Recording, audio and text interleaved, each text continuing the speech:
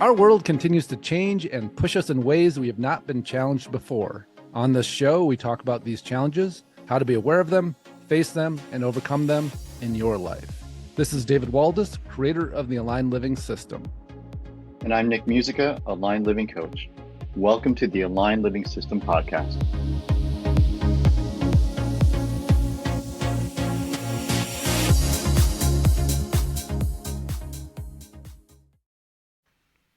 Welcome to another episode of the Aligned Living System podcast. This is David Waldas here with Nick Musica. Today's topic is being bigger than the situation. And you know, it's interesting. I didn't realize this until I started feeling bigger than situations. Is that quite often the situation would feel bigger than me. And you know, we just have our reference point of showing up in a situation, being in it, and navigating it. And recently with these new tools that we've been talking about on here, like the fence line and the filters and this claiming the space around us in a very definitive way that has very specific set boundaries as far as I'm responsible beyond, you know, to this point, but not beyond it. And what comes into this energy around me, this space around me, I have a massive influence over, and it's defined. And so as we've been working with that, really interesting side effect of that, or direct effect of that, has been having a stronger sense of I'm in charge of this situation. I'm bigger than this situation. And until then, I didn't realize that would fluctuate a lot for me. And now that I'm aware of it, I can see it in people, I can see it in clients all the time, where we either feel in charge of a situation or the situation feels like it's, you know, we're folded inside of it, we're having an experience, we're navigating it, but we're not necessarily leading it. And you know, I always knew this conceptually, but I didn't know that experience of what it feels like now to keep walking through life and being in situations where like, oh, I'm bigger than the situation. I actually get to direct where this goes. And my energy is the strongest influence here. And so, good morning, Nick. Let's good morning. Touch base on this. It's been a really profound realization. And I never would have identified it that way. I never would have said, oh, this situation's bigger than me, because I never felt that way. But having this jump in influence, this jump in clarity of this is what I'm in charge of, it absolutely has changed it. Yeah. So let's. I think it'd be helpful to establish a baseline of like what is it? What does it mean when, like, how does it feel? How does it show up? What are the symptoms of the situation? The feeling of the situation is bigger than me. What does that look like? Yeah, you know, I think there's kind of a feeling of wait and see, a feeling of like observing, a feeling of let's see what this person's going to do, let's see how this is going to go, let's see what this is going to say. You know, it's maybe anticipating. It's almost like there's a little bit of a lag time, like stuff's happening, we're watching it happen, and then we're engaging, versus the idea of going first, right? Bring your energy, showing up, you know, being the one that's actually leading where the situation goes and watching the situation respond to you and go, you know, in the direction that you're leading it. And that doesn't mean that we're dominating. It doesn't mean that we're overpowering. It means that we're in charge of what it's going to feel like to be in this container, because it really is. Everything around us starts to become a container that we're massively influencing. And so it doesn't mean that we don't leave room in that container for other people to have ideas and to direct things and to ask questions, but we're very clear about what's okay and what's not okay, about what's going to happen and what's not going to happen. But we can also be open and flexible. And I think it's a form of leadership that gives people space to be themselves and to express themselves, but not in a way that is going to, you know, derail our truth or derail our energy or derail ourselves or even our emotionality. It almost sounds like the difference between driving a car and passengering a car in some ways. Being on the bus. Yeah. Yeah. Yeah, this bus goes here. I'll get off soon. I can just sit and wait. Yeah. Like when are we getting off? When you're, it's like it's not even the ticket you bought. It's when you're told to get off. We're at the end. It's like that end of the line feel. Mm-hmm. Right. It's time. Yeah, it's time to get off now. This is my stop. You know, it's funny. It was making me think about teaching too. You know, in certain classes I would teach, like the class would come with me. You know, in other classes I would teach, there'd be a few kids in the class that just wanted to undermine that. And the class would feel like sometimes it was bigger than me. Like I can't get people to stop screwing around. We can't get through what we're doing because people are, you know, disrupting it.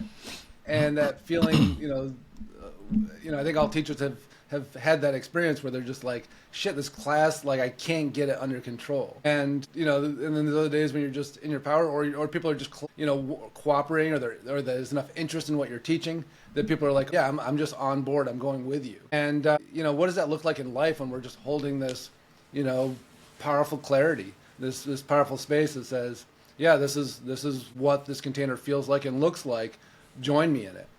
And, you know, I think it's a hard thing to describe without sounding like you're dominating everybody and everything around you, because it's not that. It's setting a bar. It's saying, you know, I'm leading this, even if I'm not the one in charge, I'm leading this by saying, this is the bar that we're all going to operate in. And anything less than that, you know, is going to be really uncomfortable to be, you know, shitty in this place, or to be passive aggressive, or to be whatever, because I'm just not holding space for that anymore. And my energy is the dominant energy here. And so I get to set that bar. Yeah, and I'm relating to this as like a daily practice, how it could be incorporated into running a business, interacting with people, and there seems to be a lot of what's my role and what's the outcome that we're going for here, right? Because if we don't know what the outcome is, if you don't know what you're looking to gain out of the situation, like the what's in it for me aspect of it all, then you do find yourself sometimes someone saying, okay, then it's the ride is over. This is your stop. You should get off. Versus I got on the bus for a very specific reason. Doesn't matter from the driver or the passenger, but I got here for a very specific reason. And this is my stop, and let me off, and now I'm going to go about my business. Versus just being led around and just waiting for the outcome to happen to you versus stewarding it and things happening for you. Yeah, and you know, it's interesting because I think we've all been in situations where we've had a dominant leader that didn't make room for us, too, right? That we really were on a ride. Like when we're with them, we're like, yes, okay, this is what do you need from me? Okay, this is my role, and I'm part of your show. And then we've also had somebody who's leading, and again, this doesn't have to be like they're a superior, but somebody who's leading who makes room for everybody and invites people forward and asks them to bring their best self. And that's what this is that we're talking about. And so what does it look like to take, and again, like whenever we're choosing to have such a powerful, strong energy that influences things around us so much, it comes with massive responsibility, because we see narcissistic people just claim that, get really in their ego, direct everybody, push everybody around. It's not sustainable. People get sick of it. People may not challenge it, but they'll leave. And, you know, it doesn't create best outcomes. It creates whatever the leader wants. And so this energy that we're talking about is very different, because part of that responsibility to hold that energy is to invite other people into their power, to bring people's best selves forward and create a space for them to contribute. Because if we're too caught up in our own stuff, we could easily just close out the space where they could contribute. And we're just dragging people around with us, which, you know, there's certain people that will like that. They don't want to be responsible for themselves. And there's super people, and then the people that are really the people that want to grow and be responsible for themselves, that can really benefit from this and really find their own power and find their own ability to influence situations and hold a bar. And they're not going to be interested, and they're going to leave. And so what does it look like to hold such a strong, powerful energy where you're bigger than the situation, but you're creating a situation that it supports everybody in it, rather than a situation where you just get to feel powerful? And that's two extremely different things. Yeah. I mean, there's you're defining two different sets of people there, and it seems like there's the dividing line is at least for me, is the want to move forward, right? That and people who don't see the clear path or the clear intention or the clear means of moving forward won't want to follow someone who wants to just walk around in circles. Yeah, absolutely. It's just And not even interesting. if they are bringing you somewhere, right, like that has a destination, people get sick of it. Like, people want to have their own sense of empowerment and influence and contribution. And if they're just, a cog in the wheel, so to speak, that isn't special to anybody else, that can just be replaced, there's not too many people that are interested in that. And if they are, like, it's probably not what we're wanting on our team necessarily, or in our, friend group, or in our social network, or our business network, whatever it is. And when we develop that capacity to hold that strong of an energy, we have to be really intentional about seeing the big picture of what we're creating, because it can just feel good, like, oh, I get to direct things how I want them to go now. Great. But what is the end game? What is it that we're creating with this space? Can we see the big picture that we want to utilize that empowerment to be bigger than the situation, to to uplift the situation, not just to control outcomes. It's a really interesting part of these new tools that give us the capacity to be bigger than situations. Yeah. Yeah. Well, and the choice points that you brought up, the tool that helps to identify the choice points and prior choice points that maybe historically were not great for you. Mm-hmm. And so they're no longer the choice points, which makes other choices show up, or maybe not, but the better ones are more obvious, mm-hmm. Mm-hmm. Which is super helpful. Yeah. Doesn't derail you.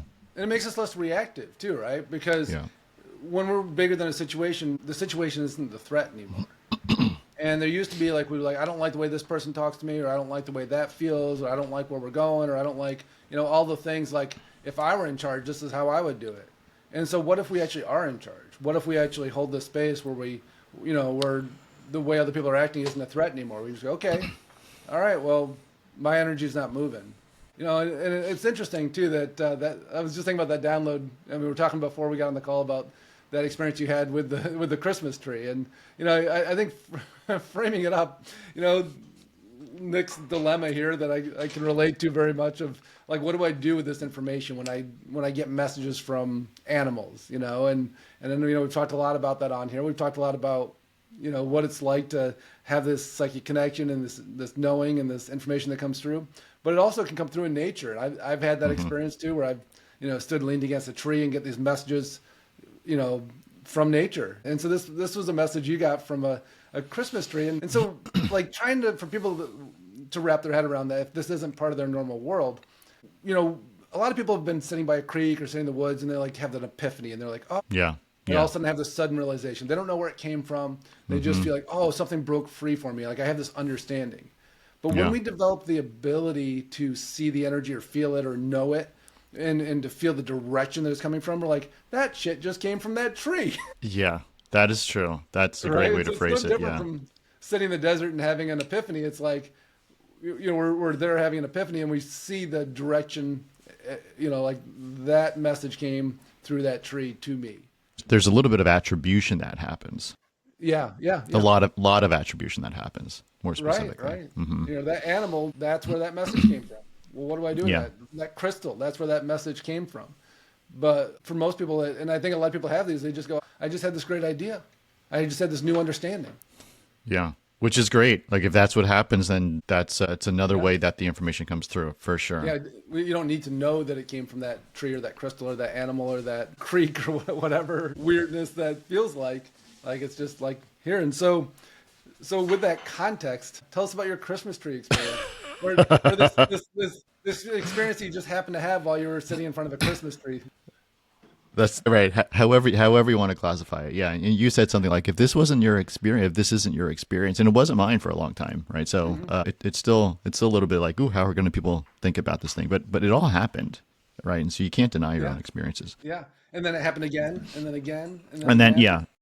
Okay, so that's what this is. Yeah. And then it just becomes part of the normal. This is what happens all the time. Yeah. So it was last year. It was close to this time, and I was on the board, the HOA board here, homeowners association for the condo, and it was a little not working as efficiently as I'm used to things working.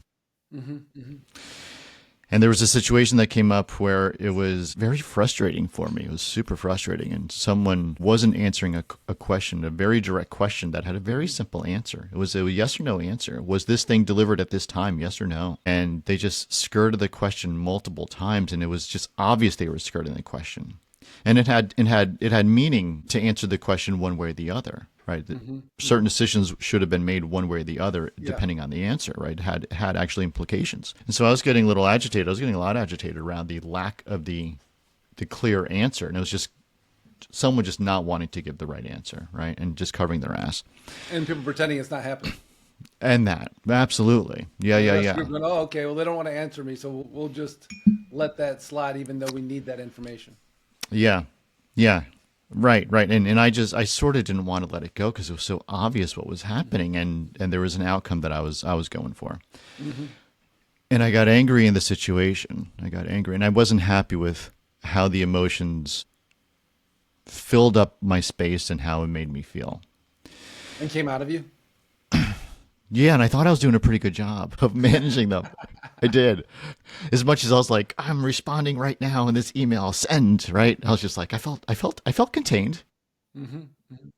Maybe on the outside, but on the inside, no. That's that 24-hour rule. Like sit with the email for 24 hours, right? Read it Yeah, again.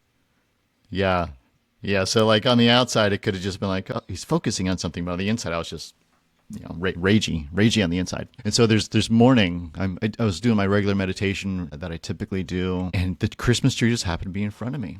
Mm-hmm. And you were talking about how you can feel the energy of things, and so I feel the energy of the Christmas tree show up. And I'm astonished that this is happening. I mean, this is super trippy that this is happening, and I'm now like using the aligned living technique to track the Christmas tree, right? Uh-huh. Mm-hmm.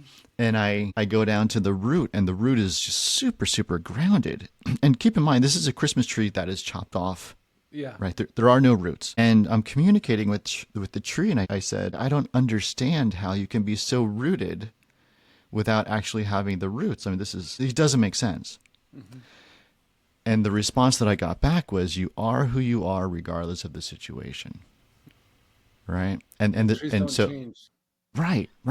Like just because I was physically chopped off doesn't mean I'm not grounded. Right. Like that's such a human perspective. Yeah. And so when you apply it's almost like a ghost limb. Like with people like, I have this pain in my arm. You're like, that's impossible. You don't have a right arm. No, I have pain in my right arm. Right. It's sort of like that. Yeah. Yeah. And so when you said bigger than the situation, it's just like, well, like I dove into we'll call it the shit situation. Yeah, you right? became embedded in the emotions of the situation and the frequency of it, and you let Yeah. everybody else lead and become where they were operating from. Yeah, I mean that phrase of and you became part of the frequency of it. Like that was, yeah, like if I was here and I have the capacity to go here, right? Which is where I got to when I was doing the meditation. I willingly went to here, right? I don't even know if I Yeah, dropped below or the camera. unconsciously, like just you took the bait, you got drawn in, you got pulled into the river.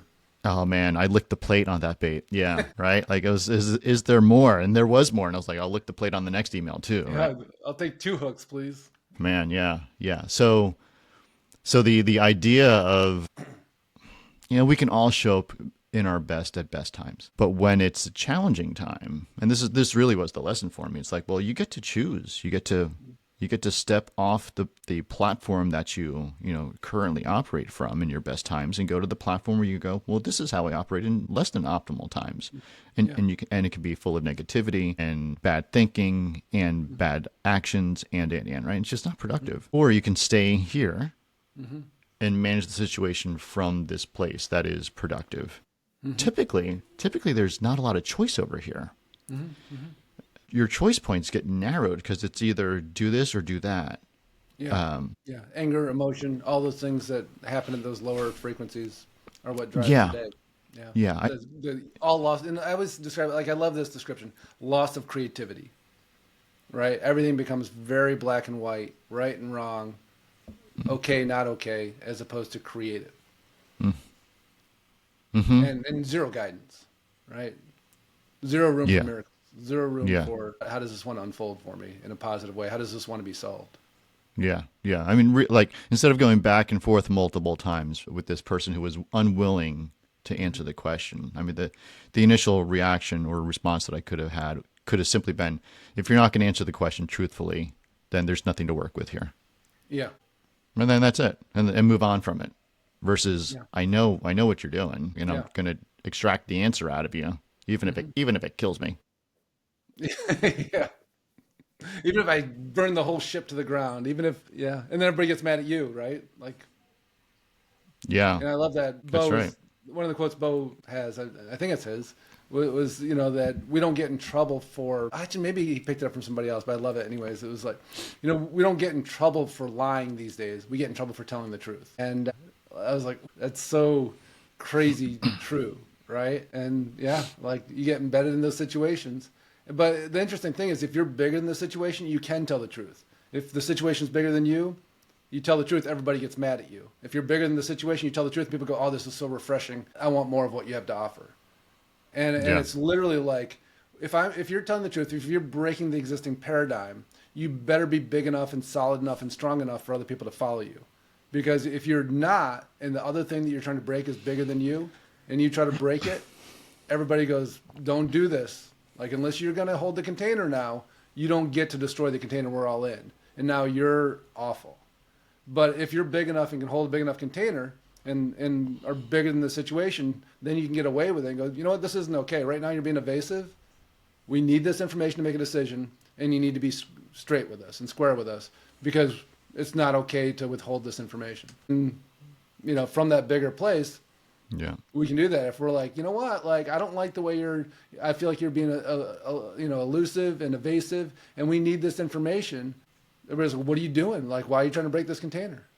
Do you feel that difference? It's like, if I'm holding the container, I can say that. If I'm not holding the container, I can't get away with it. I'm going to get in trouble for telling the truth, because I'm not giving people an option. I'm only breaking what they have. Yeah. Yeah. And if it's that broken, and we experience this with full-time work, I mean, there's way more toxic places than there are functional places, productive places to work. Yeah. You have a bad manager and you're like, I just got to eat it again, right? They're so hard to deal with, right? Yeah, because if you were to tell the truth in those situations where obviously their motivation is to get to the next level of whatever they are in that company, doing those things that they're doing, it's all about them, right? And that's and they're gonna take credit for your work in some ways, or diminish your work, or when someone says, "Did you do this?" Yes, even though there was a team just supporting them or whatever it was. And at some point you go, screw this. Like I need a different job environment. And you may be job hopping from one bad environment to the other, or you may go, right? Because there's so many of them. Yeah. Yeah. Let me see if I'll be better in this toxic environment. Yeah. Right. Or you can say, this is just like, there's no reason to blow up the current structure, because it's never going to change. Yeah. So I get to change. Like, don't break it unless you're going to take charge. That's right. And so that could take, but I think there's a decision point in there where you just go, there's nothing I'm not going to make the situation any better. And that's one form of the situation isn't bigger than you, or you're acknowledging what it actually is, and that any effort put into it, you're not going to change it. So then and there, you make a determination of, this isn't for me. I'm not quitting because reasons, right? It wouldn't make sense, but I'm now changing my path. And that's a huge step for a lot of people. I mean, I did that. I remember when we started working together, that was the first step for me. And then it started to roll out in phases and in ways that made sense to support me. Yeah, as you created your own container, right? That's right. And, you know, it's funny. I used to take pride in. I used to laugh and call myself a bunker buster, and I'd recognize other bunker busters and go, you know, we go into these situations where things need to be blown up. And a bunker buster, if you remember, it's like this. I think it was known during the Gulf Wars way back in the 90s, where it was like these bombs that were so big that, you know, an underground bunker would actually get collapsed by it. And so it was kind of this running joke of like, we're bunker busters. You know, we go in and go, this shit's not okay. We don't offer an alternative. We just say, we can't do things this way. And maybe we offer an alternative within the broken container, but we're not holding the space. Like, we don't know how to hold the space of leadership, but we do know how to destroy what's not working. And that feels like a great first step.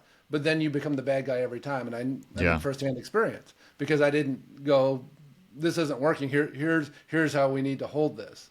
Like, I didn't have the capacity then to do that. And this new way of being, this fence line work, this filters work, you know, this lower chakra work, this safety and stability work, it gives you the ability to hold a container that's bigger than most of the containers you're going to be in, if not all of them. And when you have that, you get to say things, you get to do things, because you're offering an alternative to what is, as opposed to just saying what is not okay. And we live in a world that just goes, this isn't okay. Like, I'm not okay with this. Like, well, great. What's the other option? Are you bringing us another option? Because if you're not, shut up, because you're fucking it up for all of us. Yeah, there's sort of like three pieces to that. Are you complaining about it? Are you fixing it? Or are you creating something different? Right. And complaining is the worst piece, like, because there's nothing there other than bringing down. Or are you trying to bring it to everybody's awareness so they know, right? Well, now we all know, so now we're all uncomfortable. Now this isn't working for any of us, and we don't know what to do about it. Before, we were just playing along and pretending. Yeah, that's right. Yeah, and why'd you break the facade? Like we all sort of knew we were all pretending, right? So until you're ready to create, because that's the only better choice. There's no Yeah. fixing the broken thing. Complaining just makes you and everyone else feel bad. But when you're ready to create, then go create. But in lieu of complaining and trying to fix, it's really recognition and awareness, I think, is more important than anything else there. Yeah, and I had no idea when I was bunker busting, right? I was like, this is broken. That we can't do things this way. Like, we need to figure out another way. And the first way to figure out another way is to break something. But yeah, if you can't hold that, and the other piece to this too is like, when we're able to hold that space, is it makes room for miraculous things to happen. It makes room for creativity. It makes room for divine guidance and all these things that can open up in unexpected ways, because we can trust what may come to us. It's funny that this may sound unrelated, but it was exactly that experience of being. Yesterday I was out mountain biking and being bigger than the situation. And so I was out with a buddy of mine, and he hadn't done a lot of riding, and where he'd ridden was never that far from his house, so he never brought like tools or tube with him or anything like that. And I didn't think about it. And so we're out in this trail that goes way out in the middle of nowhere, and we're about 5 miles from any access point to get to a road or anything, and he gets a flat tire. And I was like, okay, you have a tube? And he's like, I don't. I was like, oh shit, we're like 5 miles from anywhere. And so I'm thinking about like, what do we like? I guess it's going to be a long walk, but I stop and just kind of drop inside myself, and I close my eyes and I ask the question, what is the solution here? And it was funny talking to him. He's like, his thought was, I'm going to make the best of this, like, nice day for a walk, right? I'm going for a walk now instead of a ride, just a very long walk. And I was like, great, that was what we talked about in hindsight, but where I went was I dropped inside myself, and I realized I felt bigger than the situation. I'm like, I don't think we're going for a walk today. I think that something else is going to happen. And I asked, what is the solution? And just stayed big, didn't shrink to the problem, stayed in this big place. And I hear these two women coming up on e-bikes. And, my buddy's bike had a really, off-size wheel. It's a 27.5-inch wheel. You don't see very often anymore. And not many people run tubes anymore. Most everybody's tubeless. And so the chances of a solution are just almost none. And I see these two women coming up, and I look, and they're both on these high-end, expensive e-bikes, 29-inch wheels, so different wheel size. And the woman, so I'm just kind of like pleasant as I go by. They're like, oh, everything okay? Like, oh, we have a flat tire. And she goes, would you like a tube? I'm like, well, it's a 27.5.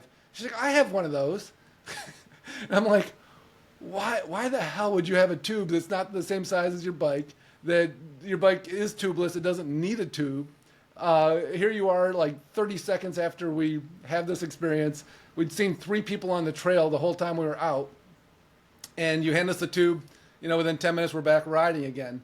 And it was such a cool, bigger than the situation. We didn't drop into shit, we're getting frustrated or whatever it was. It was just like, there's a solution here. What is the solution? What wants to solve this? And holding that big space and not shrinking to it, and that may sound kind of kooky. It may sound like, well, a lot of synchronicities, but when we have these experiences over and over again, we're just like, I'm bigger than this situation. It's not going to go this way. We're not walking 5 miles. Like, what is the solution? Mm-hmm. It's crazy how we have these seemingly miraculous experiences and kind of bend reality to solve the experience or to create a new opportunity. But to me, that was exactly what happened. And I would, if that was an isolated experience, I'd go, that was pretty cool. Like, how lucky are we? But it's not an isolated experience. It's an experience that happens regularly. I go, shit, we create miracles when we hold the space. And that's where the term normical came from. We use a lot in the Aligned Living System. We're like, yeah, it's just normal for this to happen. It's a normical. It's not a miracle. It's just part of our normal experience. Like, okay, like something seemingly on the third dimensional reality is impossible. What's our solution? How is it going to be solved? Oh, cool. Some random lady with a random sized tube hands it to us, and we're back on the trail again. Being bigger than the situation. So fun. Yeah, super cool. Yeah, awesome. Well, thanks so much for listening. Hope this inspires you. And, it's, as always, these new tools are crazy. And so I've been offering a 5-week group program for people that have already been through the 10-week program to get these new updates. And the new 10-week program has them. And so, that's very available. Go to the website. You see the links in the show notes, but it's at davidwaldas.com. Lots of resources available there. And, of course, we're doing the coach training now in a big way. taking this information, this system, and getting it out into the world, building an army of people to help us deliver it. And so if you're a coach or want to be a coach or already coaching and you want new tools, you want something new to bring, really excited about rolling this program out. And it's just so clear that this is the next big thing with Aligned Living, and it's where the energy is going. It's big. Awesome, Nick. Thanks, David. Super fun. Yeah, well, thanks so much for listening, and have a great week. We'll see you all next week. We hope you enjoyed listening to today's podcast. And if you did, please subscribe so you can catch the next episode. If you want to learn more about the Aligned Living System and how it could support you in your life, check out davidwaldas.com.